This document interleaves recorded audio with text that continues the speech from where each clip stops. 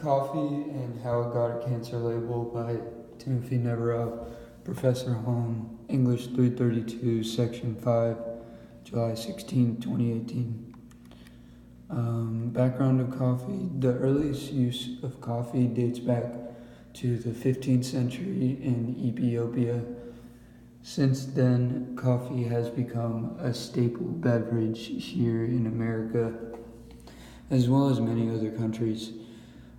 Coffee is drank during breakfast, lunch, dinner. It's more than just a breakfast drink like it is in America. According to the law, a recent ruling in Los Angeles County, California, will require all vendors of coffee to label their coffee as cancerous on the packaging. This comes as a result of a 1986 law known as the California Safe Drinking and Water Act, which sets a precedence for decision in that the law states that if a product contains any of over 900 believed carcinogens, they must label the product as cancerous. These carcinogens could be tested or not tested. As long as they're believed to be cancerous, then the product pertains to this act. How it's cancerous. According to a study, coffee was found to contain a chemical known as acrylamide. This chemical becomes apparent in the coffee as a result of the roasting process when the beans are getting roasted to be used for the coffee. Studies have been done that confirm links between cancer and the chemical in lab rats. However, no link has been made between the chemical and cancer in humans. Acrylamide is actually found in chips, French fries, and toasted bread, as well as coffee. What this label means for the coffee industry. This label is irresponsible as it places coffee in the same harmful category as tobacco. We all know that tobacco has to be labeled that it's cancerous. Well, now coffee is placed in the same category as how harmful tobacco is. This decision could put people's livelihoods at risk depending on how much they have invested in the coffee industry.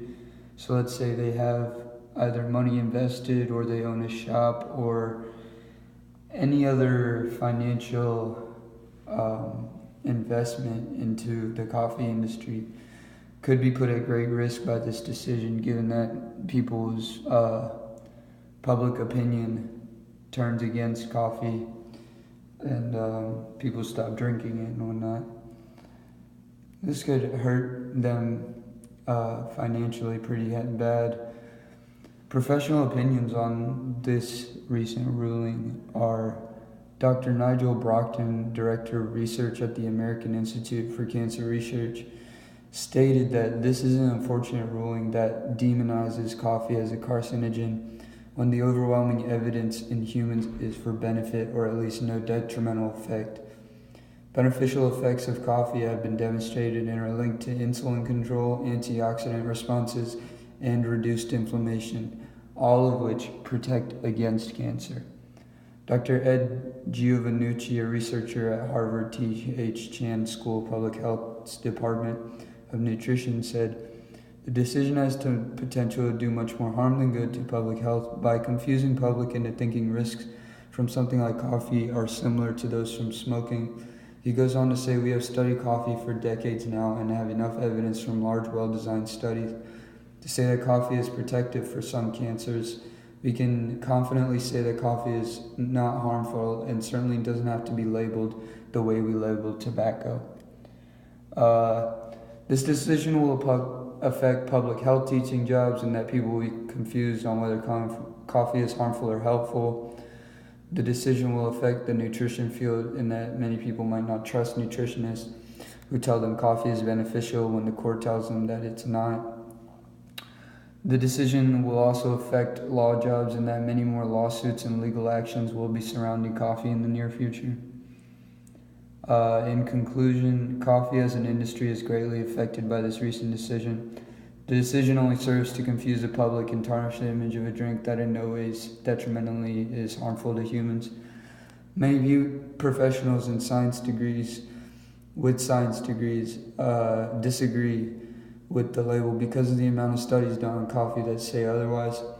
Many people could be put in financial jeopardy if the public stops drinking coffee. The label will affect many fields, including nutrition, public health, teaching, and law. And the decision to label coffee as cancerous is irresponsible and poorly judged, and it will most likely have many negative, lasting impacts. And that's it. Thanks.